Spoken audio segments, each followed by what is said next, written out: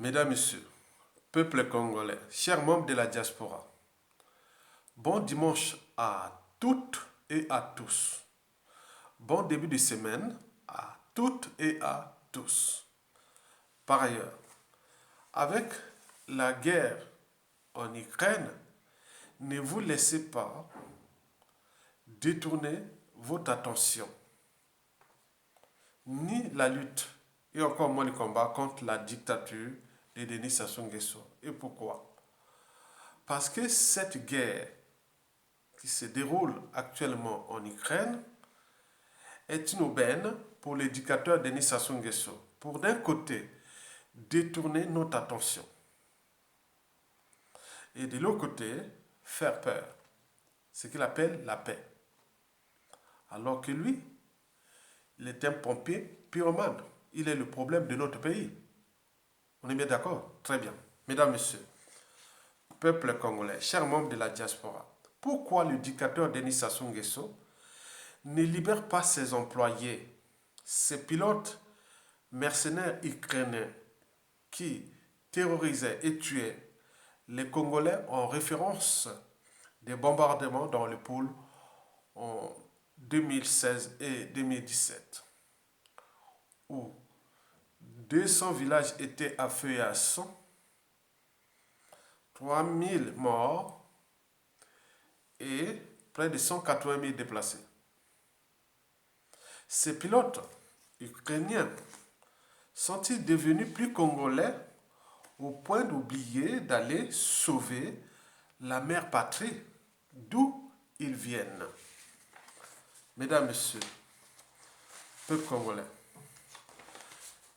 avant de clarifier la situation ou nourrir le débat, je vais devoir vous informer individuellement et collectivement, tant au niveau civil, politique et militaire, que la guerre en Ukraine ou la guerre russo-ukrainienne va bouleverser certainement l'équilibre géostratégique, économique et militaire du monde entre la raison et la force. J'y reviendrai. Ceci dit, mesdames, messieurs, peuple congolais, voici mes deux premières leçons à tirer de la guerre en Ukraine ou du conflit russo-ukrainien. La première leçon à tirer est à l'échelle de l'opinion africaine. L'opinion africaine est partagée entre la Russie et l'Occident. Et donc, sur ce point, tout dépend des zones d'influence occidentales en Afrique, des zones d'influence russophones en Afrique et France-Afrique. Et chaque pays d'Afrique a son histoire avec soit l'Occident ou avec la Russie.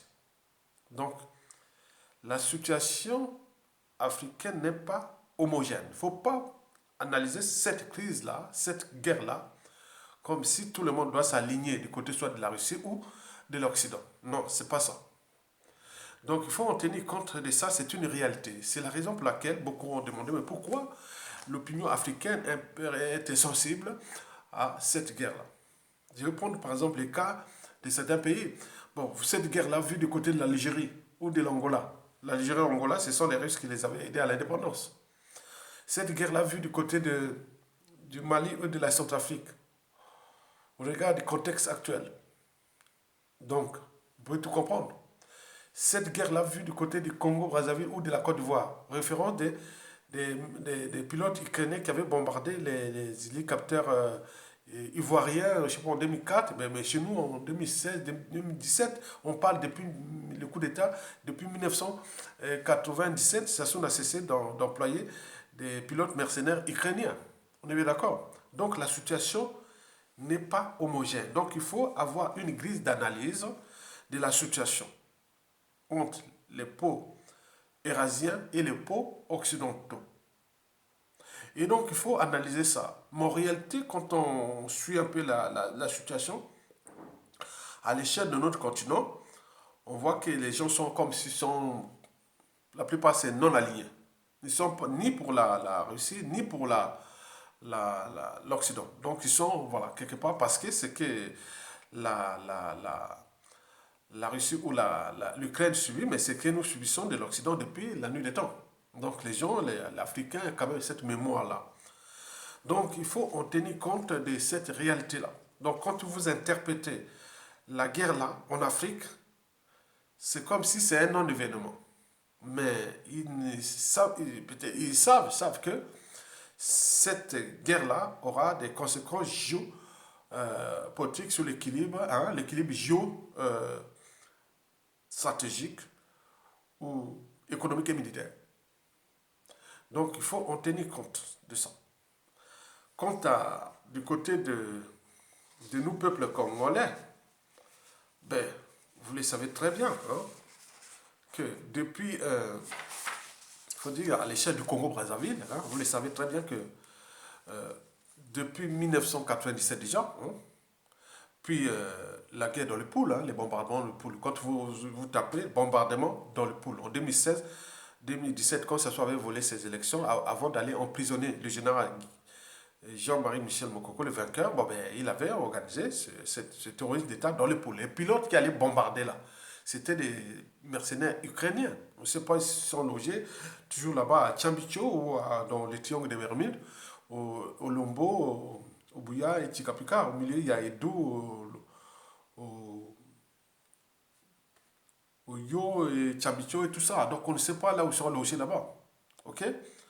Donc ça, il faut se dire que ça, au niveau de l'opinion congolaise, euh, la guerre avec l'Ukraine, bon, c'est compliqué hein, parce que tout chez nous est par association.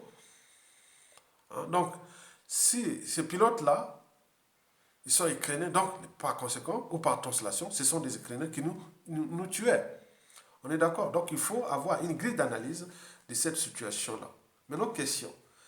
Les pilotes mercenaires ukrainiens de Denis Sassou Nguesso vont-ils défendre leur patrie? Vous savez que la plupart de ces mercenaires ont au moins 18 ans. Hein. Quand on voit leur âge, hein, ils ont 18 ans à 60 ans, hein, entre 18 et 60 ans. Bon, le, le président ukrainien a demandé la mobilisation générale des Ukrainiens qui ont la nationalité, sont des Ukrainiens qui ont entre 18 et 60 ans. Donc par conséquent, ces mercenaires-là devaient partir se battre pour leur pays. Parce qu'ils sont seulement au chômage, ça se trouve la laisser un peu comme ça en attendant d'aller tuer les Congolais au moment où ça se trouve leur demandera d'aller encore bombarder. Ça c'est sûr. Mais non, pour le moment, ils sont au chômage et on peut aller se battre là-bas. Donc pour nous, ça sera un soulagement déjà pour nous, les peuples congolais. Que les mercenaires ukrainiens de Denis Sassou Nguesso, les pilotes, et mercenaires ukrainiens, ils sont partis se battre chez eux. Donc, est-ce qu'il y a des mouvements? Le peuple congolais, ceux qui sont à l'intérieur du pays, doivent nous signifier ou signaler s'il y a des mouvements où ces mercenaires-là sont partis défendre leur pays. Sinon, pourquoi ils sont encore là en train d'attendre quoi? Donc, qui aillent défendre leur pays. Pour nous, ça sera vraiment un soulagement. On sait que Sassou n'a plus de mercenaires, pilotes mercenaires là. Maintenant, si il y a un mouvement insurrectionnel ou autre au pays, bon, si on vient bombarder, ça sera les pilotes congolais. Ou peut-être il y aura d'autres mercenaires, oui, parce qu'il en a beaucoup, hein, de mercenaires. Donc, voilà. Donc, pour eux, cette image-là de l'Ukraine est terminée, passée chez nous. C'est mauvais, hein, c'est mauvais. Ukrainien, quand on dit Ukrainien, Ukrainien, Ukrainien, bon, ben, vous savez, ça fait pas bon. Et donc, nous, personnellement, mon âme et conscience, en tant que citoyen humaniste, intellectuel, bon, on sait un peu de placer la raison au-dessus de la partie de des émotions et aussi un peu d'être raisonnable. Mais je vous dis que ce qui va se passer par la suite, nous verrons l'équilibre du monde entre la raison et la force, quels que soient les régimes politiques de ce monde, en démocratie, en dictature, en démocrature, en monarchie, autres. ce qui va se passer d'ici peu, tout au long au début de ce 21e siècle, ça sera la raison ou la force. Donc celui qui a la force, il pourra vraiment faire ce qu'il veut dans ce monde-là qui arrive. Donc il faut en tenir compte. Donc, avant de terminer, je vais vous lire la pensée de Georges oui, la pensée de Georges Bernanos. Bernanos, hein, on l'appelle Bernanos, voilà. Excusez-moi, Georges Bernanos. Il avait dit ceci, je cite. Je pense depuis longtemps déjà que si un jour les méthodes de destruction de plus en plus efficaces finissent par rayer notre espèce de la planète, ça ne sera pas la cruauté qui sera la cause de notre extinction, qu'éveille la cruauté, ni même les représailles de la vengeance qu'elle s'attire, mais la docilité, l'absence de responsabilité de l'homme moderne, son acceptation vile et servile du moindre décret public. Je répète, je pense depuis longtemps déjà que si un jour les méthodes de destruction de plus en plus efficaces finissent par rayer notre espèce de la planète, ce ne sera pas la cruauté qui sera la cause de notre extinction qu'éveille la cruauté, ni même les représailles de la vengeance qu'elle s'attire, mais la docilité, l'absence de responsabilité de l'homme moderne, son acceptation vile et servile du moindre décret public. Fin de sa pensée. Et j'ajouterai d'ailleurs le proverbe congolais qu'on dit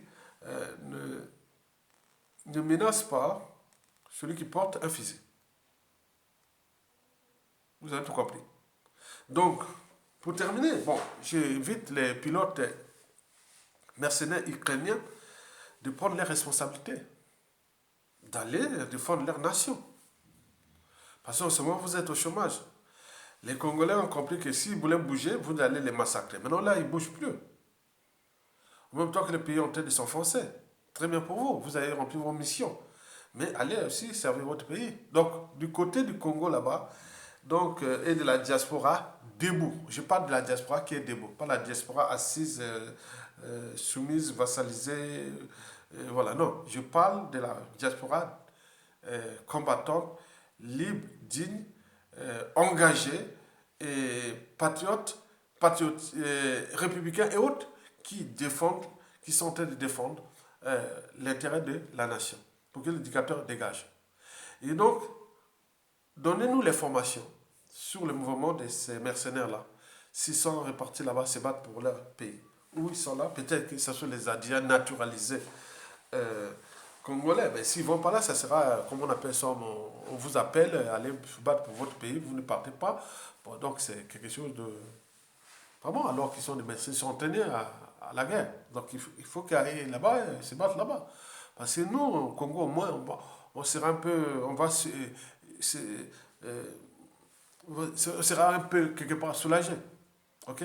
Donc, peuple congolais, partagez la vidéo et likez et nourrissez les débats et nous allons suivre la situation au fur et à mesure. Mais je vous dis sincèrement, ce qui se passe là, en Afrique, vous l'avez tout compris. L'Afrique aujourd'hui comme un non aligné, en fonction de l'histoire de chaque pays, en rapport avec l'Occident ou l'Eurasie ou la Russie et autres. Comprenez ça. Donc on ne peut pas rentrer dans la guerre du loup comme ça. Parler de la crise haute. Donc la plupart en Afrique c'est un non-événement. Parce qu'il y a ces histoires-là. Et donc, mais cette guerre-là, elle sera longue. Mais elle va bouleverser l'équilibre géostratégique, économique et militaire du monde entre la raison et la force. Vous avez tout compris. Merci beaucoup, à bientôt.